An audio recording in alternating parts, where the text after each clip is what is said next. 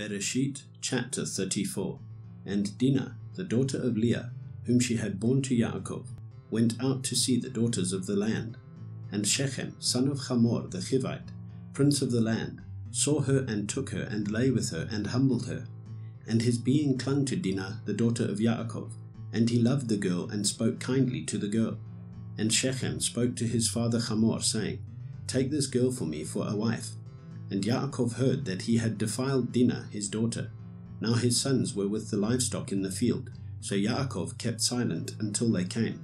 And Hamor, the father of Shechem, went out to Yaakov to speak with him. And the sons of Yaakov came in from the field when they heard it. And the men were grieved and very wroth, because he had done a senseless deed in Israel by lying with Yaakov's daughter, which should not be done. But Hamor spoke with them, saying, My son Shechem's being longs for your daughter. Please give her to him for a wife, and intermarry with us. Give us your daughters, and take our daughters for yourselves, and dwell with us, and let the land be before you.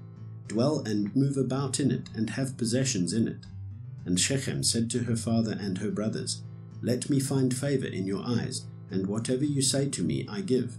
Ask of me a bride price and gift ever so high, and I give according to what you say to me. But give me the girl for a wife. But the sons of Yaakov answered Shechem and Hamor his father, and spoke with deceit, because he had defiled Dinah their sister.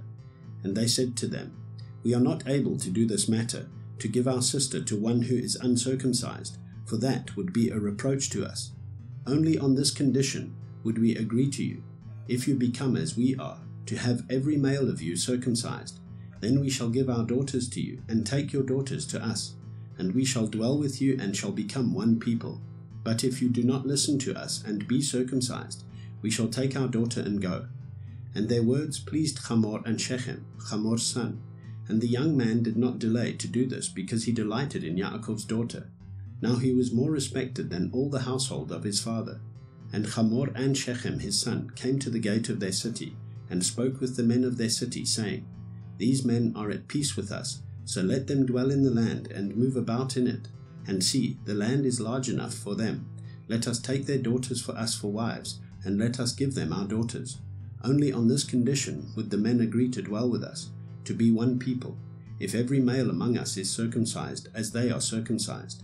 Their herds and their possessions and all their beasts, should they not be ours? Only let us agree with them, and let them dwell with us. And all who went out of the gate of his city listened to Hamor and Shechem his son. Every male was circumcised, all who went out of the gate of his city. And it came to be on the third day, when they were in pain, that two of the sons of Yaakov, Shimon and Levi, Dinah's brothers, each took his sword and came boldly upon the city and killed all the males.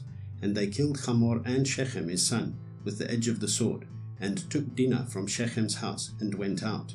The sons of Yaakov came upon the slain, and plundered the city, because they had defiled their sister. They took their flocks and their herds and their donkeys, and that which was in the city and that which was in the field, and all their wealth. And all their little ones and their wives they took captive, and they plundered all that was in the houses. And Yaakov said to Shimon and Levi, You have troubled me by making me a stench among the inhabitants of the land, among the Canaanites and the Perizzites. And I am few in number. They shall gather themselves against me and shall strike me, and I shall be destroyed, my household and I. But they said, Should he treat our sister like a whore?